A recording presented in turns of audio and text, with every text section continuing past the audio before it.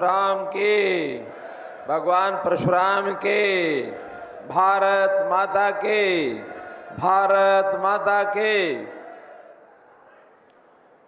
मंच पर विराजमान हरियाणा प्रदेश के हमारे पूर्व मंत्री मान्यवर श्री विनोद शर्मा जी,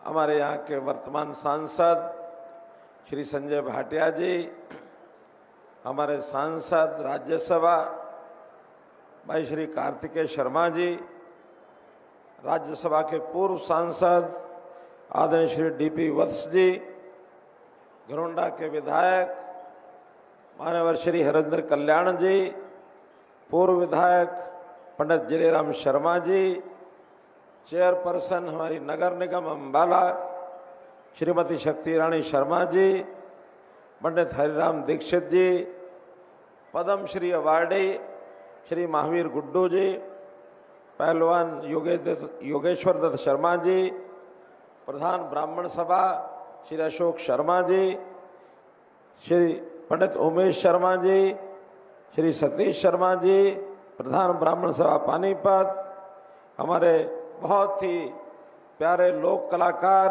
भाई मासूम शर्मा जी, प्रधान बनबोरी देवी मंदिर श्री सुरेंद्र शर्मा जी, श्री सुशील कौशिक जी मंगाली से, डॉक्टर जयपाल शर्मा जी, प्राचार्य गौड़ संस्था पैरावर और मेरी समस्त ब्राह्मण सरदारी, पत्रकार छायाकार मित्रों, कलाकार बंधुओं, मित्रों, आज बड़ी संख्या में अपने समाज ने आकर के और जिस प्रकार मेरा उत्साह बढ़ाया है, संयोग से आज मेरा जन्मदिन है। साल में एक बार जन्मदिन तो सबका ही आता है, तो 5 मई को आप सबने आकर जिस प्रकार से मुझे आशीर्वाद दिया, शुभकामनाएं दी, निश्चित रूप से मेरी भी ताकत, साहस और उत्साह बढ़ा है। मैं और नए उत्साह के साथ अपने समाज का, अपने देश का, अपने इस परिवार का मन लगाकर पूरी सेवा करने का संकल्प लेता हूं और आपकी जो अपेक्षा है उसके ऊपर मैं पूरा उतरूंगा। मैं कहीं भी आपको निराश नहीं करूंगा।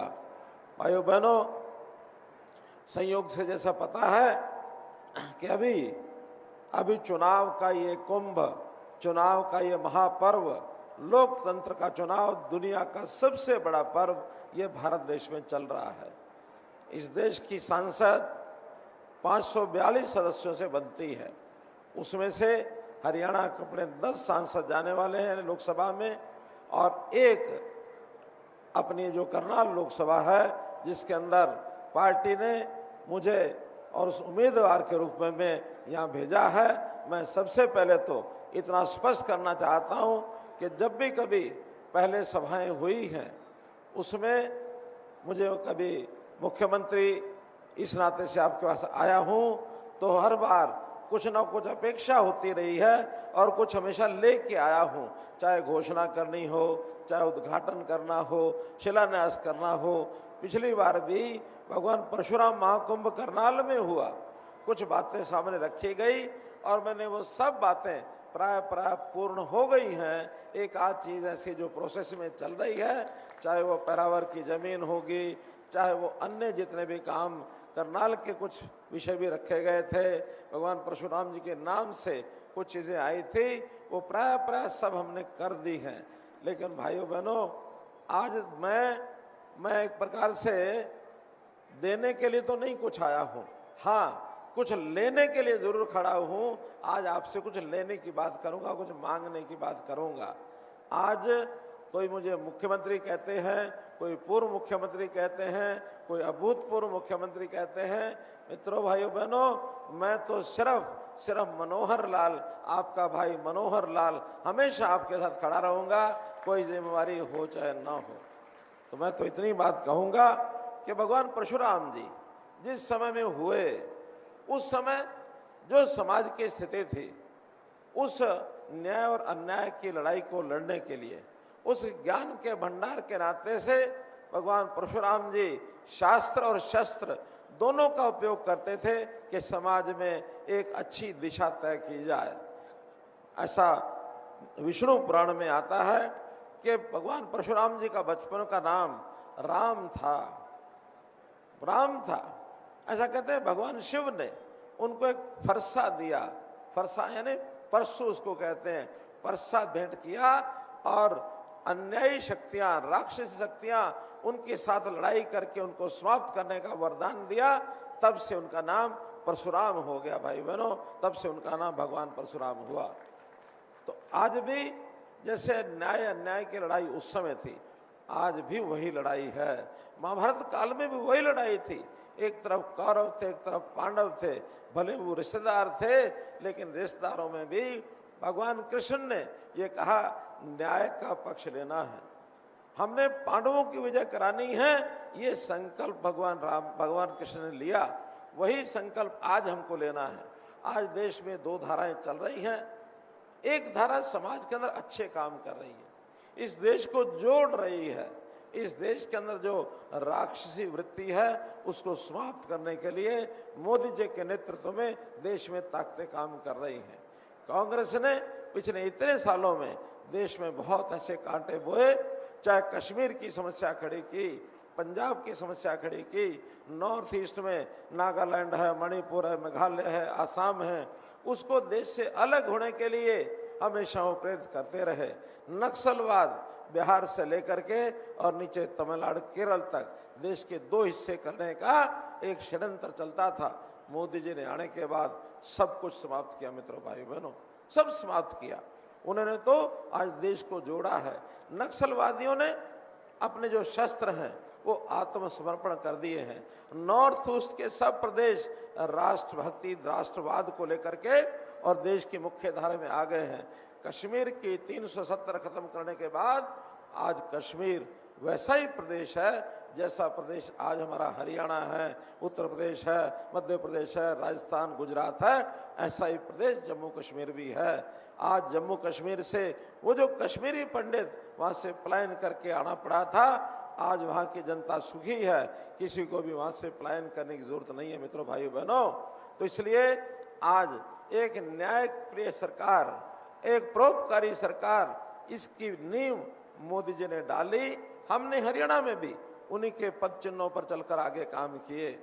मोदी जी गरीबों के भले के लिए सब कुछ गरीबों पर न्यौछावर करने के लिए तैयार हैं। वो कहते हैं कि देश के संपत्ति पर, देश के पैसे पर पहला अधिकार किसी का है तो वो है गरीब का, वो गरीब का है। जबकि पहले जो कांग्रेस की सरकारें हमेशा कहती थी, उनके तो प्रधानमंत्री मनमोहन सिंह जी ने रिकॉर्ड पर कहा है कि देश की संपत्ति पर पहला अधिकार अल्पसंख्यकों का है। मित्रों, यहाँ अल्पसंख्यक धर्म के आधार पर अल्पसंख्यक होते हैं।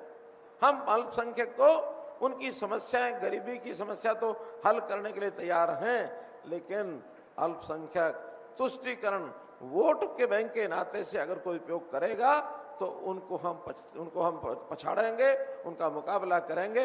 ये देश बहुसंख्यक समाज उसको पीड़ित नहीं होने देंगे मित्रों। बहुसंख्यक में गरीब का अधिकार पहला है जिसको हम देंगे। हमारे समाज के भी जो इकोनॉमिकली बैकवर्ड ग्रुप है, ईपीबीजी जिसको कहते हैं, उसके लिए भी एक समस्या बनी थी। अभी 2 दिन पहले चीफ सेक्रेटरी से बात करके हमारे अशोक शर्मा जी कल मीटिंग करके आए ना, तो सारी की सारी समस्या उन्होंने हल कर दी क्या? नहीं, पूरी दीक्षित जी खड़े हैं, तो कोई अब इस प्रकार की समस्या बाकी नहीं बची है। तो मित्रों, भाइयों बहनों, मैं तो ये कहूँगा कि हम भी गरीबों के हित में, चाहे वो गरीब को मकान देने की बात आई हो, चाहे उस मकान में शौचालय की बात है, शौचालय दिया तो पानी साथ में दिया, पानी साथ में आया तो बिजली साथ में दी, बिजली साथ में दी तो गैस का सिलेंडर भी साथ दिया। और भाई गरीब परिवार के कोई व्यक्ति बीमार होता है, उसको इलाज करने के लिए वो भी हमने आयुष्मान भारत के कार्ड सब गरीबों को दिए हैं, सब गरीबों को। और अब तो प्रधानमंत्री जी ने कह दिया कि जो बुजुर्ग हैं 70 साल की आयु के ऊपर के, उसका गरीब अमीर का हिसाब नहीं देखेंगे। कोई भी किसी आयु का भी एक जो बुजुर्ग है 70 साल से ऊपर का, उसके इलाज के लिए 5 लाख रुपया अलग से उनको रिजर्व करते उनका बीमा कराएंगे। कोई बुजुर्ग का पैसा अब नहीं लगेगा। हमने हरियाणा में जो 1,80,000 की लिमिट की है गरीबी की, बाकी सारे देश में 1,20,000 की लिमिट है। हमने वो रेखा भी थोड़ा सा और बड़ी करके उसमें 15 लाख परिवार और जोड़े हैं। और यही नहीं, जो 1,80 से ऊपर 3 लाख तक के 7 लाख परिवार हैं, उनको भी कहा सिर्फ 1500 रुपया साल का दे करके आप भी 5 लाख रुपए के बीमे के हकदार बन सकते हैं। 7 लाख लोगों को उनको फायदा दिया है। मित्रों, क्या क्या गिनाया जाए, विषय बहुत है गिनाने के लिए।